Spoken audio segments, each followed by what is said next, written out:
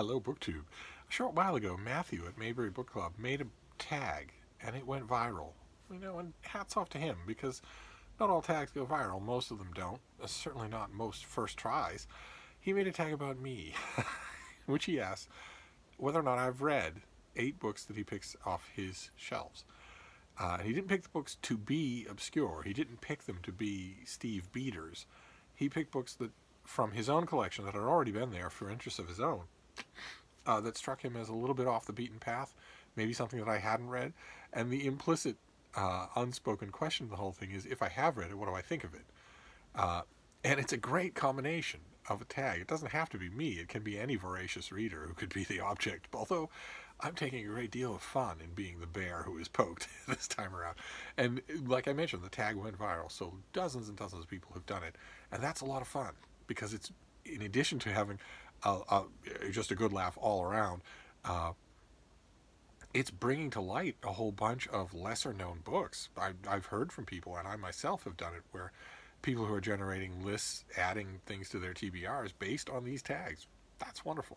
And there have been many entrants into the ring, naturally, human nature being what it is. People started to notice who's racking up the highest number of books that Steve hasn't read per video.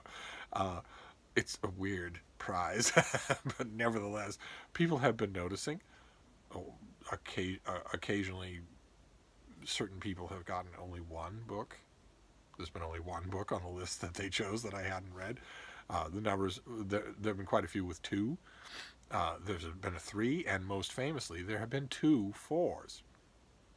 4 is as high as the number has gone so far, and all the people who've done this tag, 2 people, Alan Moreton and Hannah at Hannah's Books, have both fielded entries of this tag that got all the way up to 4 books that I hadn't read. And the tag's going on. I've determined that I'm going to make a video response to every one of them. It deserves it. And I'm going to do it one for Matthew at Mayberry Book Club too. But the video responses are half the fun. I get to go into a great more detail. And besides, I talk to you via video. I don't really do it via comments. So there have been many entrants, and people have largely abided by the unspoken rules. There aren't any rules for this tag, of course. But what's the fun in you picking 8 books that are so deliberately obscure that you know my answer will be no to every one of them? What's the fun in that? Pretty much any dedicated reader could do that. So one of the rules is that there has to be a chance that I've read the book. Another sort of unwritten rule would be, maybe keep it to English. And stay away from your own pocket specialties as much as you can. And there have been all kinds of contestants here, but there's one group of contestants that the whole of BookTube was trembling, wondering if they would enter the ring. And that is my fellow members of the OGBG, the Old Geezers book group. And they did. One by one, they did enter the ring. So, Todd at Todd's Bursting Bookcase entered the ring. Jason Harrigan at Byways and Bookland entered the ring. And I trembled a bit with each of those combatants, because, as I've mentioned a few times now, there's a kind of Boys from Brazil thing going on with the 4 members of the OGBG.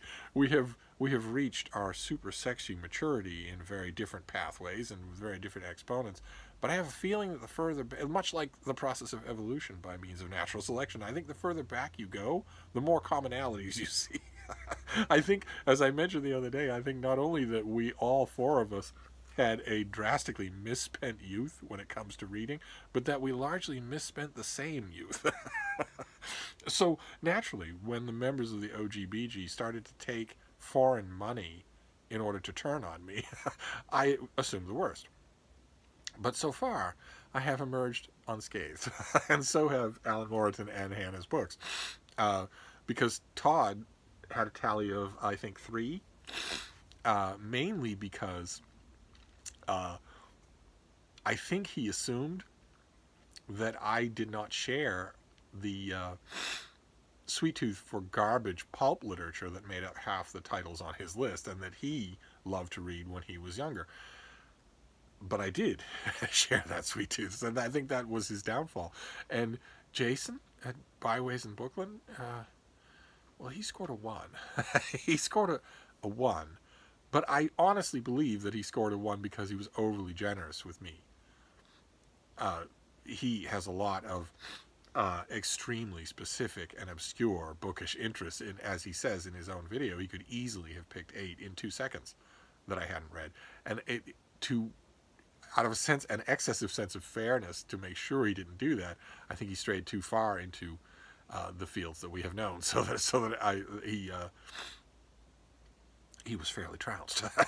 But that leaves one member of the OGBG remaining, doesn't it? And it's not just any member. It's Mark Richardson from Richardson Reads.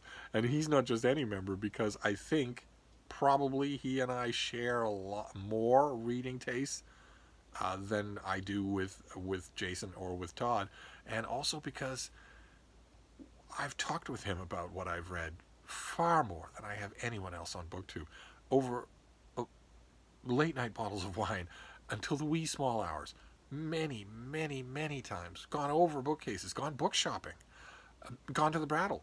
It's just so when the members of the OGBG started to crack and enter this contest, I feared the worst for Mark. I feared that certainly we would have a winner. So let's find out. Let's find out how he did. The first book that he picked was Travels in Egypt and Nubia by Giovanni Baptista Balzoni. And this is a yes. And not only is it a yes, this is a foundational Blarney and Blather travel guide that's from a century and more ago. But not only is this a yes, but it's a yes in the exact same edition that Mark holds up, the White Star Publishing. A beautiful naked hardcovers that they did for a whole bunch of classic old travel logs, and I gobbled them all up. I love that kind of writing anyway. But Balzoni has a pretty enjoyable way with a pen that should raise red flags when hearing about his outlandish adventures. If it does, fine. If it doesn't, fine. No harm, no foul. The dust is settled. All the participants are dead. But that's a yes. And then the next one is Kenneth Clark. It's Another Part of the Wood. It's a memoir by Kenneth Clark, the author of Civilization. And it's another yes, and mainly based on Civilization, because long before most of you were born, there was an epic television miniseries called Civilization. There was a book companion that sold a gazillion copies, a mountain of copies, and that made me curious enough to read anything that this author wrote. So I read his memoir. I didn't particularly like it, and much like the Balzoni, I didn't particularly believe it. There were large chunks of Another Part of the Wood that I didn't believe. I just plain don't believe they happened. But anyway, that's a yes. And the next one is The Dead Sea Scrolls and the First Christians by Robert Eisenman. And this is a no. Mark points out in his video that Eisenman was one of the people who was most instrumental in breaking the censorious deadlock around the Dead Sea Scrolls. The history, the meta-history of the reception and dissemination by scholars of the Dead Sea Scrolls is absolutely shameful. An absolute shameful tapestry of warring fiefdoms and censorship and backbiting. And the logjam was eventually broken, but this is a story worth a book on its own right. Probably it has them, but I have not read this book. The Dead Sea Scrolls and the First Christians sounds fascinating. Sounds like just the sort of thing that I would like to read. And maybe the next time I'm up at the old farmhouse in Vermont. Well, none of us is perfect, right? Nobody has a perfect inventory system. It's possible that Mark's copy will go missing. These things happen. Then the next one. Okay. All right, book 2. I don't want you to be traumatized by your old geezers fighting. I know that. But the next one, Mark put on his list specifically to tweak at me, and it worked. And I'm going to vent a little. It's The 49 Steps by Roberto Colosso, translated by John Shepley.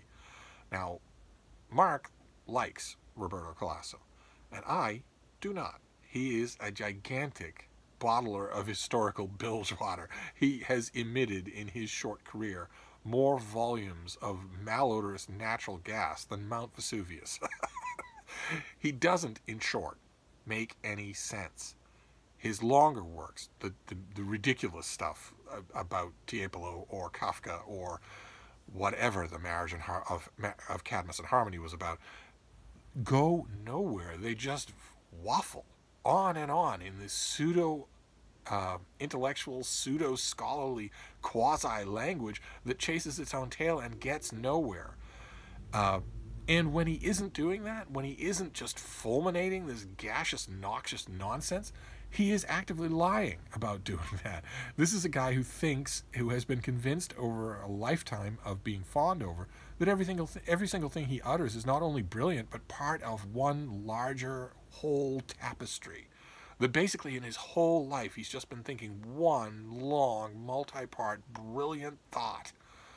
It happens to people who are venerated too much for too long. Unfortunately, it happened to Harold Bloom, and it's happened to a bunch of other people as well. And it's happened to Colosso, and it's so utterly naked, especially in the 49 Steps. I want to read you the publisher copy, which Calasso provided for this book. The 49 Steps refers to the Talmudic doctrine that there are 49 steps to meaning in every passage of the Torah. Employing this interpretive approach, Calasso offers a, quote, secret history of European literature and philosophy in the wake of Nietzsche, Marx, and Freud.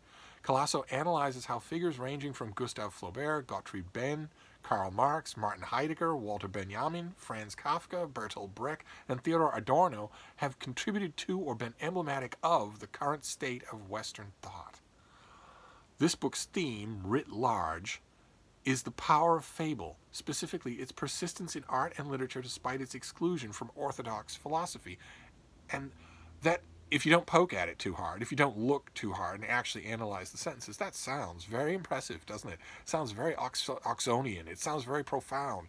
And it's a total lie. From beginning to end, there is no unifying theme in the 49 Steps. It's a collection of Roberto Calasso's deadline prose, the exact same kind of stuff that I write every week. It takes one to know one, and you can't fool somebody who does this for a living. Some new edition of Adorno would come out, some new edition of Bertolt Brecht would come out. He would need rent money or grocery money, and he would dash off 3,000 words. He wasn't thinking of a grander, what was that? Writ large, the power of fable. He wasn't thinking of anything of the kind. He isn't, in fact, having one long, protracted, profound thought over the course of an entire lifetime. He's just a fraud. and this is a perfect example. He repackaged these things without touching them. He didn't go through them, collect them for this book, and think, well, you know, now that I think about it, that thing that I wrote for an editor in 45 minutes while I was watching soccer actually does fit thematically with a couple of these other pieces. Maybe I'll rework them a little so that the theme is a little more prominent. He didn't think any of the kind. He didn't touch them. He just made them into a book and lied about how profound it was. Lied by saying that these deep, profound, unifying thoughts had been on his mind the whole time. That is merde. And it's a perfect emblem of what drives me nuts about this author. And I have read the 49 Steps. Possibly 10% of me, when I read it, was reading it in the hopes that when he steps onto my own territory, that when it's a collection of literary occasional writing, maybe I wouldn't hate him as much as I hate all the rest of his blather. But also, the other 90% hate reading. But one way or another, however you get there, I still did read it. It still counts as a yes. Boy, though, it annoys me. Boy, it does. God, though. Let's move on. The next one is An Improbable Life by Robert Kraft, the Stravinsky biographer. This is his own memoir, and it's a no. I haven't read it. It's a classic Mark Richardson thing. You find these gems all over the old farmhouse. You look at it from the outside, and you think the most you'll see on the inside will be an old copy of the Farmer's Almanac. Then you go in, and it's a librarian's treasure trove. But I haven't read this book. I really should, because I bet I would like it. The next one is Accidental Archaeologist by Jesse Jennings. This is a story about a quintessential 20th century archaeologist. I've never read it.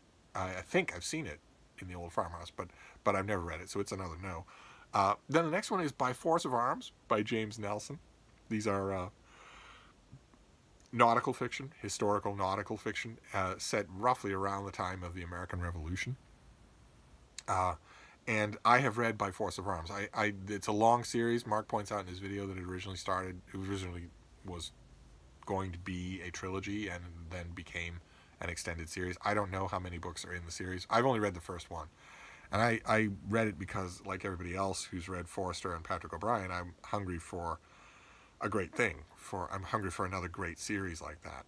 I didn't find this to be that at all. I thought this was kind of dull. Basically, I have Forrester, who is the Forrester books are kind of dull, but they're beautifully written and written with a kind of marble stateliness that really gets under your skin. It really becomes addictive. And then there's Patrick O'Brian, the Aubrey and Maturin books, which are brilliant. And the only other ongoing series that has really pleased me in the same way is Dewey Lambden. And you get one of those about every year. The Alan Lurie stories are terrific. They're totally unlike Forrester or Patrick O'Brian, and maybe that's why I like them. But these Nelson books, no, not really. I have read it though, so it's a yes. And then the last one is Mark loads 3 books into his last one, the John Richardson Picasso biography project. 3 enormous volumes that Richardson did, with a 4th one, rumored to be in the offing right up until the day that he croaked. Probably there's a lot of stuff in it that's written. I suppose if you can do it for William Manchester with Churchill, you could probably do it for Richardson with Picasso, and just hire somebody to flesh out the book and finish it. I really think that should be done, and then a uniform 4-volume box set should come out. But it's a yes all the way down the line. I'm, of course, no fan of Pablo Picasso. I don't think he's talented at all. I think he got less talented as he went along. But in inverse ratio, the books, the Richardson biographies, I think get better as they go along. The 3rd volume, I thought it was just easily better than the first 2. And I have read them, even though I don't like Picasso. I have read them because you only have to be 10 pages into any one of these 3 volumes to realize, okay, well, this is great biography. Who cares what the subject is? This is great biography. This is a great multi-volume biographical project. And you can't, if you're me, you can't miss that. So I didn't. I have read all these things. So that is a yes. And, well, if you're keeping track at home, you realize that Mark's score, if we're scoring these things, is a very healthy 3. So he did not score a 1. Praise be. But he also didn't score an 8. He could easily have done that. He could, as he points out in his own video, like Jason and like Todd, he could easily have come up with 8 books right away that he knows I haven't read. And unlike Todd or Jason, who would have been able to do that mainly by picking something from an obscure interest of theirs, Mark could easily have done it right out there in the mainstream, because he could just look at his shelves of mainstream books and know which ones I hadn't read because I've told him, because we've gone over them many times and will, I hope, go over them many more times. So once again, as with Jason, I think he scores a 3 mainly through an excess of fairness. But I'm going to take my victories anywhere I can get them. So he scores a 3, which means that the rulers of the universe are still Alan Moreton and Hannah's books. They have not been challenged by the members of the OGBG, who should have been their foremost challengers. So now it's anybody's guess what will happen. All the odds makers in London were assuming that the OGBG would knock me off but no, didn't happen. With plenty more contestants to go, so we will see who will do next time and how well they'll do. So we'll move on there, and I will see you then. Thank you, BookTube.